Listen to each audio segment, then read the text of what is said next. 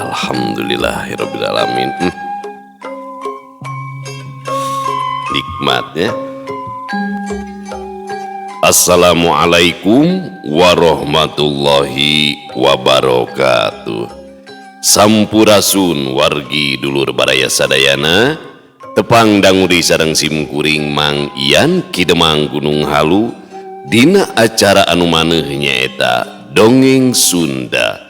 Dongeng zaman kiwari ala kiwari anu nyarioskeun lalakon kahirupan mangsa bihari atanapi kabaheulaan. Kumaha dararamang palawargi sadayana atuh mugi aya dina ginanjar kawilujengan rahayu berkah salamet amin ya Allah ya rabbal alamin.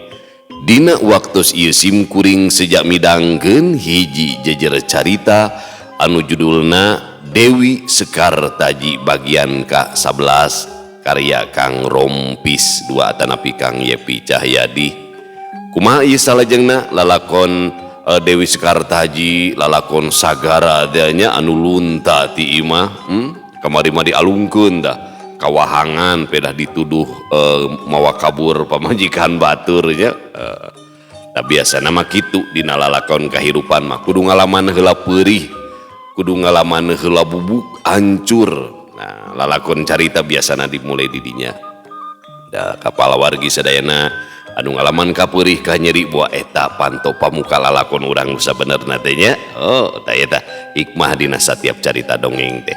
Kumaha atuh salajengna ieu lalakon Dewi Sekar Taji teh ulah ka mana-mana tetep manco di channel YouTube-na Dongeng Sunda Mang Ian.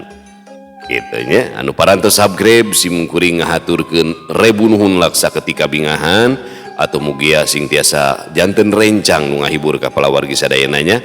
Kanggo ibu-ibu bari masaknya segegerohna, kanggo bapak-bapak bari nyantai nyikopai matak siapkeun heula cikopina nya.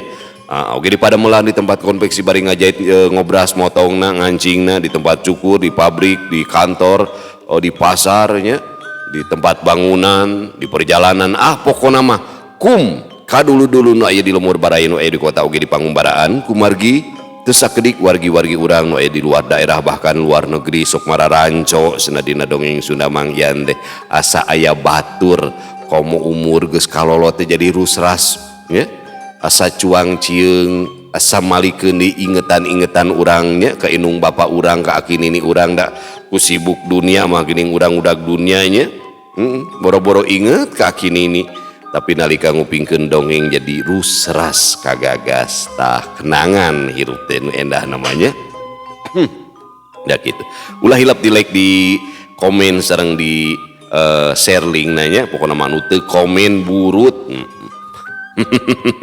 sa Bandung abah senada urang mulin urang Bandung. Langkung raos upami disambungkeun kana speaker aktif palawargi sadayana. Tah kumargi simkuring mah ngadongengna sanes dina radio nu tangtosna aya sponsor aya iklannya aya gaji saumpamina ngaros kahibur ku padaran dongeng anu dicanakeun ku simkuring teras hoyong ngapresiasi tiasa kana nomor dana eta nomor dana ieu nomor rekening sabaraha we saiklasna nya. Bade 2 miliar mangga gitu 2000 gitu nya etang-etang wewe supados tenyang kolong ting kana waktos hayu urang sami-sami ngalajengkeun lalakon Dewi Sekar Taji bagian anu ka-11 mangga kaparayun sadayana wilujeng ngadangukeun brong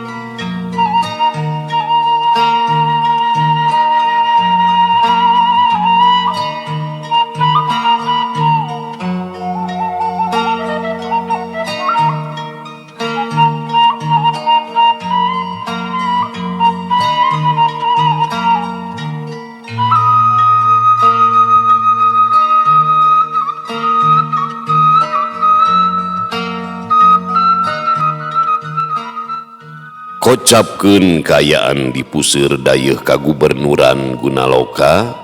Ari puseur dayeuh Gunaloka teh anu katelah nyaeta dayeuh Santigi.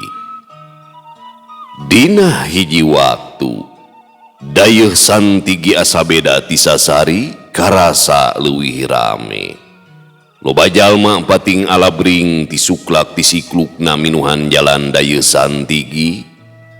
Kareta kuda balawiri pon kitu di sado pating geleuyeung teu sirikna pagiling gisik taya reureuhna.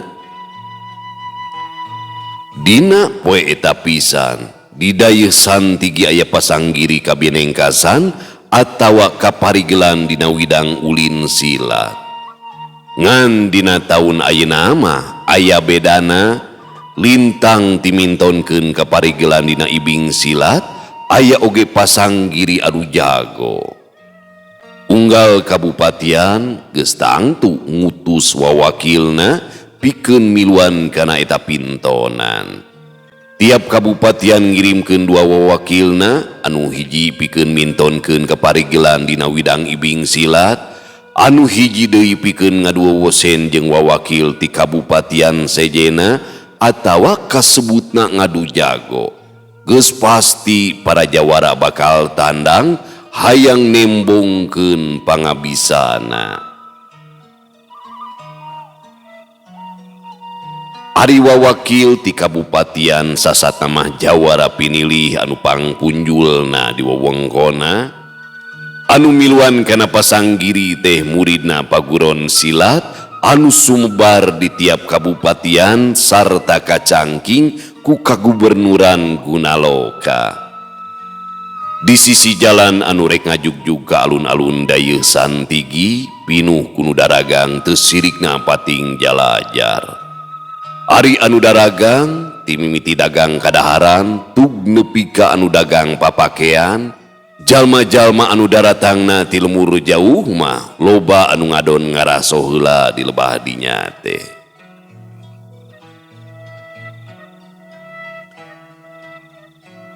Cik mang lah sugan apal pintonan pasanggiri teh iraha tadi mimiti anak sabab beja anu katarima mah dina poe ayeuna cenanya tapi ari ningali papanggungan mah can rengse geuningan keur dibebenah keneh apal sote tadi kabarengan ngaliwat ka pelebah alun-alun. Ceuk salah saurang lalaki anu kabeneran keur ngopi di salah sahiji warung. Upami telepat danguan mah saurna teh dina dinten enjing, upami dina dinten ayeuna mah minangka bubuka wungkul teh. Namun sok sanaos kitu, sahur wartos mah bakal euyeup ku mangrupi-rupi hiburan teh. Walon tukang warung bari jongjon ngaladangan anu mareuli. Kitunya aya ku hade kabeneran ieu teh geus heubeul nakaran antara lalajo hiburan. Cik mang awadahan sepancau 10 mah. Ceuk eta lalaki deui ka Cidabungahna. Mangga gan. Walon tukang warung gasik ngawadahan sepancau kana piring. Nah itu.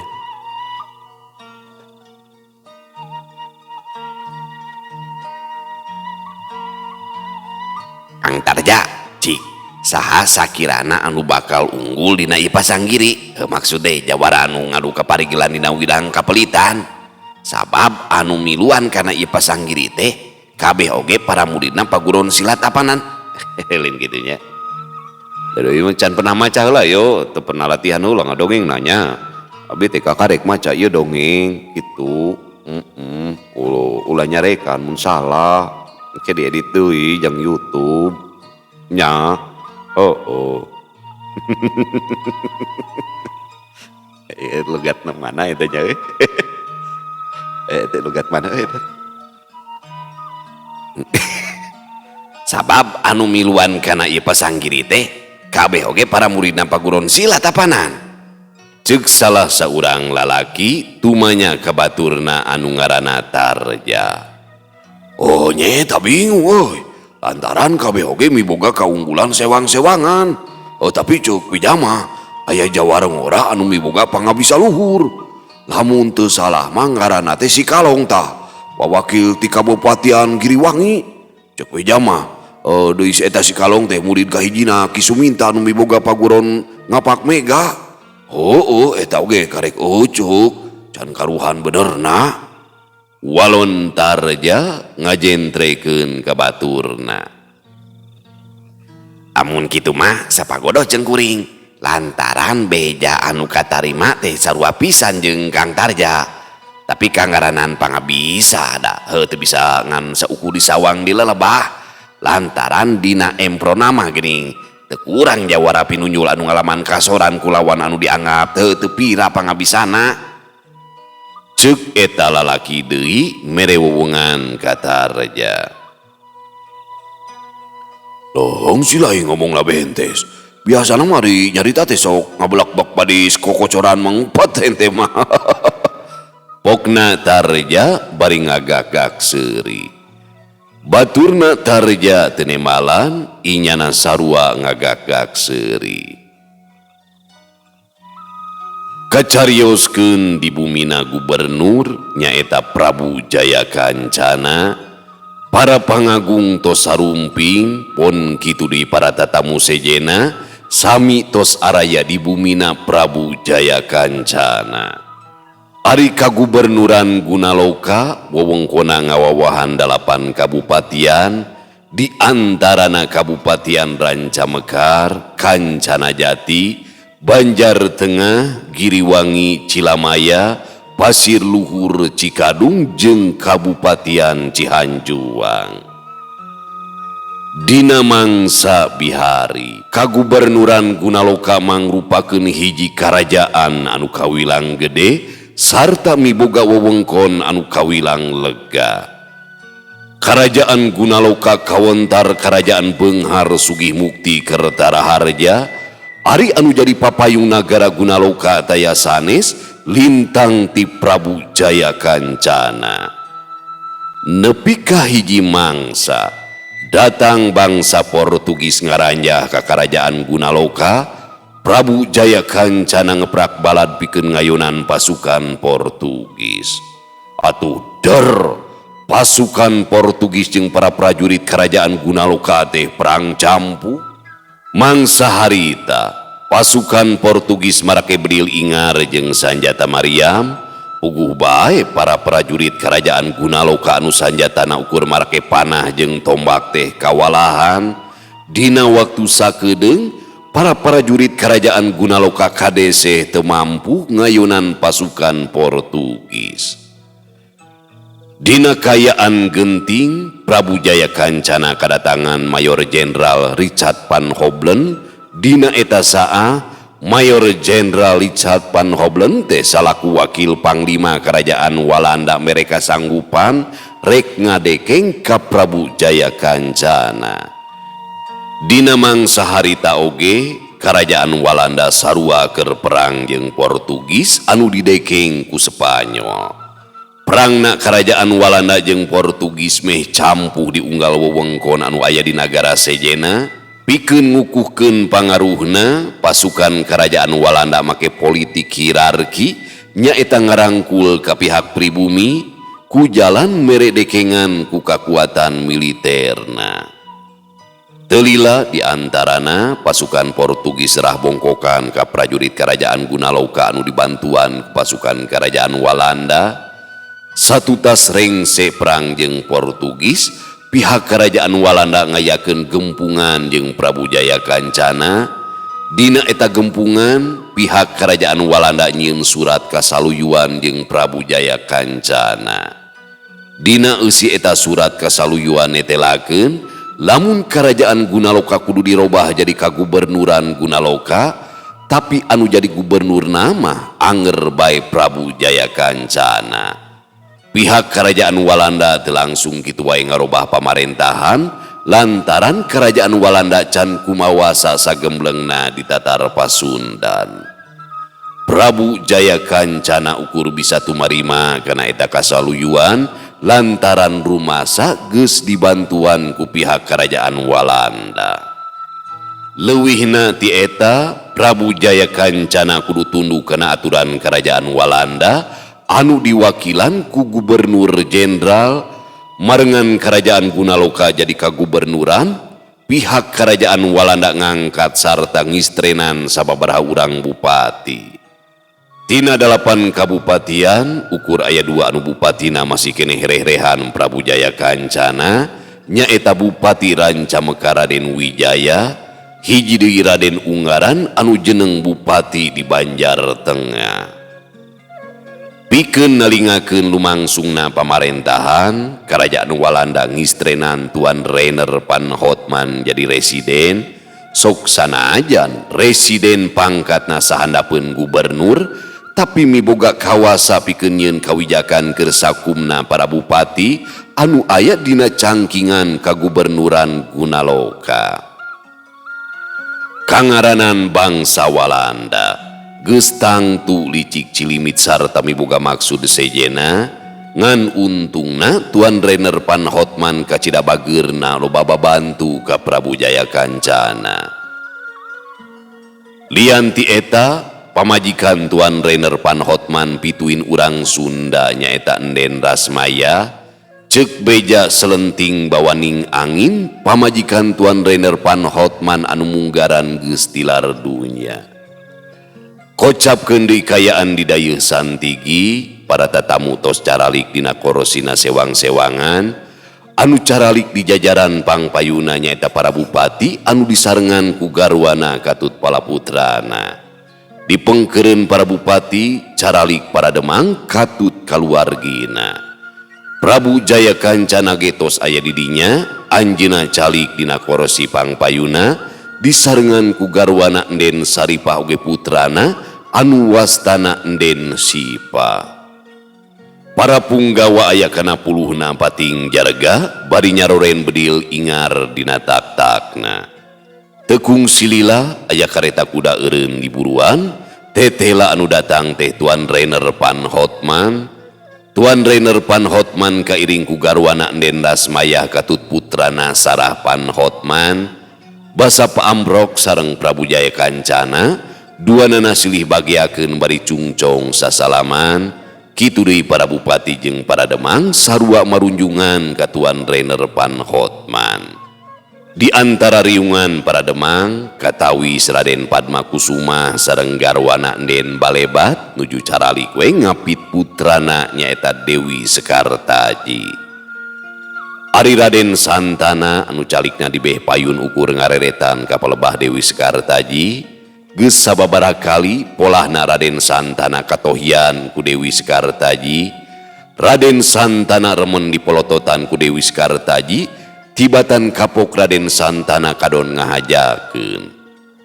Tekung silami Prabu Jaya Kancana naik kana mimbar, sadayana anu haladir ngadadak rehe, paneutupna maranco ka Prabu Jaya Kancana.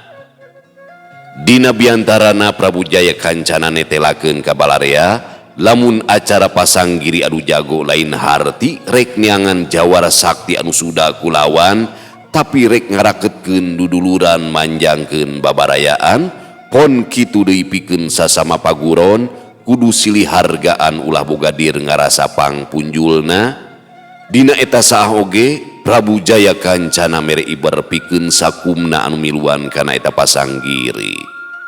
Saur Prabu Jaya Kancana, jawara pinunjul kahiji teh bakal diistrenan jadi prajurit pinilih di kagubernuran Gunaloka.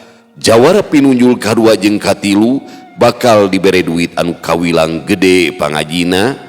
Samemeh mungkas biantarana Prabu Jaya Kancana omat-omatan ka balarea, lamun geus cacap tina pasanggirina ulah aya kajadian naon anu teu dipiharep ku balarea, hartina mah kudu balungbang timur silih lubarkeun taya gantar kakaitan deui. Telami diantarana Prabu Jaya Kancana mungkas biantarana. Sarerea kalepro bari gasik narangtung tandaning hormat ka Prabu Jaya Kancana. Disaksian ku balarea dina poe eta pasanggiri dibuka ku Prabu Jaya Kancana. Salah seorang lalaki maju ka hareup terus bae biantara. Inyana netelakeun samemeh prung pasanggiri dina poe isukan, dina poe eta di alun-alun daya santigi rek diayakeun pintonan hiburan. Pamungkas eta lalaki miharep kanu araya didinya sangkan nyarakseni kana pintonan hiburan. Telila eta lalaki teh nutup biantarana. Prabu Jaya Kancana jeung kartidinya disarengan kutuan Rainer Van Houtman katut para garwana. Anu sejena meh bareng carengka tina diukna, saterusna mah laleumpang rek ngajugjug ka alun-alun daya santigi. Ti bumina Prabu Jaya Kancana ka alun-alun teh kawilang deukeut, kocapkeun Dewi Sekartaji. Inyana keur luak lieu kawas aya nu diteangan. Rai Awi Kakuping swanten istri ngagentraan, Dewi Sekartaji enggal ngalieu. ai acek ule manawi teh ka mana? Saur Dewi Sekartaji bari gumujeng. Ari anu datang teh tayalian putrana tuan residen nyaeta Sarah Van Houtman. Duanana silih rangkul bangun sono nakranan, bubuhan geus lawas tepat tepung. Ditata di milarian Rai Awi manawi teh teu aya sumping. Cek Sarah Van Houtman ngomongna semu cadel atra muka bunga. Anak Walanda berenang itenya. Ari tangtungan Sarah Van Houtman jangkung badag jeung gademol, pakulitanana bule, panona bolotot hejo ese nangka dipapaes ku lambina anu ngagondewa. Lamun diimutan mah rupa Sarah Van Houtman kawas boneka banget ku geulisna, pikeun kaum lalaki mah matak betah nyawang matak moho kana panenjona. Para nonoman anu kabeneran araya didinya teu sirikna carolohok ningali dua wanoja anu sakitu gareulisna keur silih rangkul teh. Dewi Sekartaji geus lila sosobatan jeung Sarah Van Houtman nyobat dalit nepikeun ka silih landih ngaran. Sarah Van Houtman nyilu ka Dewi Sekartaji Rai Awi. Ari Dewi Sekartaji ngalani Sarah Van Houtman acek ule geus teu asa jeung jiga deui, duanana badis adi lanceuk ka Cidaraket layeutna. Hayu Rai Awi, urang nonton hiburan saur nama aya gondangan. Sakantenan urang meser kelub suuk bari nonton teh urang ngagetruk. Pokna Sarah Van Houtman bari motot panangan Dewi Sekartaji. Ke natos wawartos ka Amarainer sanes nanon beli bae ngaraos kalengitan ku hayam horeng. Waler Dewi Sekartaji bari gumujeng. Dasar pikes sebelen si Rai Awi mah kira Rai Awi tus gaduh kabogo gitu. Bili bae nyeuselan kabogona dicanda ku Pokna Sarah Van Houtman bari ngagigik seuri. Hasan abdi mah teu purun ka pameget resep kene nyalira. Nanaunan bobogohan gina. Cara pemanah tepugu Waler Dewi Sekartaji katawis lambina jebi. Buah bajirnya teresep ka jalu upami hiji waktu gaduh kabogo urang hiji keduaan ya. Tesawius janten nu kadua oge. Pokna Sarah Van Houtman ngagigik seuri. Aing rek daftar lah.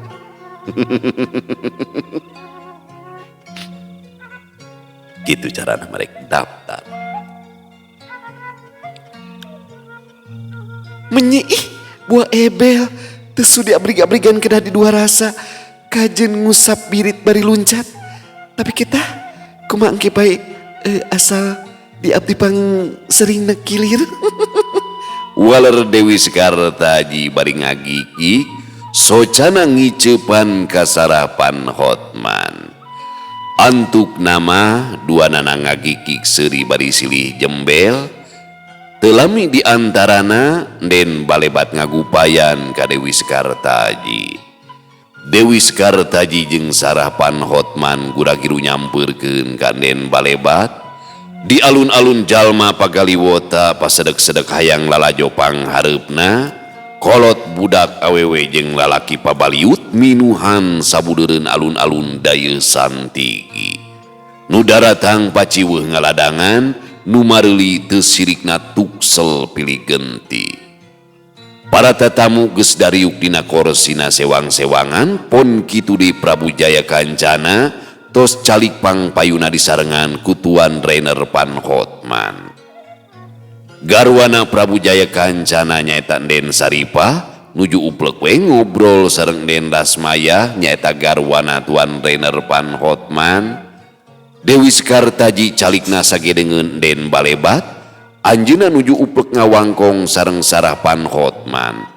Para putra pangagung katawis garinding, putra menaka taragaragah jeung garandang. Raden Santana anu calikna teu patos tebih ti Dewi Sekartaji meh saban usik ngalieukan kanu geulis. Duka kumaha mingkin dieu manah Raden Santana mingkin katalimbeng ku Dewi Sekartaji. Sakawitna mah Raden Santana bade lah-lahan nyampeurkeun kanu lenjang, hanjakal kaburu aya Sarapan Hotman anu nyarengan ka Dewi Sekartaji. Satadina mah hayang ngawangkong jeung si Nyai Sekar teh. Hanjakal nyana kaburu babarengan jeung budak Tuan Rainer. Tapi samemeh pintona lekasan, aing rek maksakeun nepungan ka si Nyai Sekar. Teu kunaon ieu teh hate aing teu boleh ngait ka jinisna. Kitu saur manah Raden Santana bari socana ngareretan deui ka Dewi Sekartaji. Di beh kiduleun panggung hiburan aya 5 jalma keur dariuk dina bangku hareupeun warung. Panenjona tepetot nyidikeun ka Dewi Sekartaji katut ka Sarapan Hotman. Sakapeung maranehna pating raregot kana cikopina di barung ku pating kelepus udud. Lamun nilik kana dedegan jeung rindatna eta jalma anu limaan, maranehna teh kawas tangtungan jawara, dina leungeun kenca jeung katuhuna pating kareplok gelang bahar, pon kitu deui dina cangkengna pating olegreng pedog panjang. Salah saurang tinu limaan kaciri ngaharewos ka baturna bisa kasebut gegedugna. Kang Darya, lamun orang bisa ngiwat eta 2 bikang keur Ki Guru, siga nama Ki Guru bakal kaciratu marimana ka urang teh tah. Ieu mah ukur sawangan kuring lain nyanyangwanan. Panggelanan, montong nyaritakeun perkara nu kitu di dieu bisi jadi bahala ke. Tenyo tuh kusi lain jana. Para prajurit samagrang ku pakarang, sawarehna nyaroren bedil deuleun. Temal gegedugna anu ngaranna Darya, pangawakanana jangkung gede sarta beungeutna gereng hideung. Dikitukeun teh ku gegedugna, eta lalaki anu ngaranna Jana teu nyarita deui, ngan anu eces mah panon si Jana teh teu boleh nyidik-nyidik ka Dewi Sekartaji katut ka Sarapan Hotman. Sakapeung si Jana sok ngaletakan biwirna bangun anu kacida kabitana.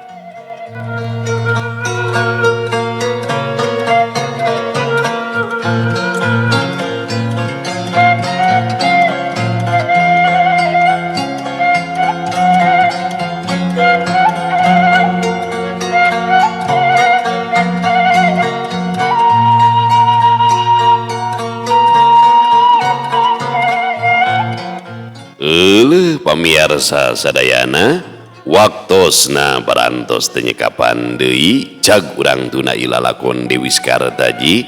Insyaallah kin urang lajengkeun dina episode anu ka-12. Bobot sapanon carang sapakan cag urang tuda di Hanyuang Siang, urang teuneun di handeuleum sieum paranti nyokot ninggalkeun mangsa datang ka samper deui. Wallahu muwaffiq ila aqwamit thoriq. Wassalamualaikum warahmatullahi wabarakatuh.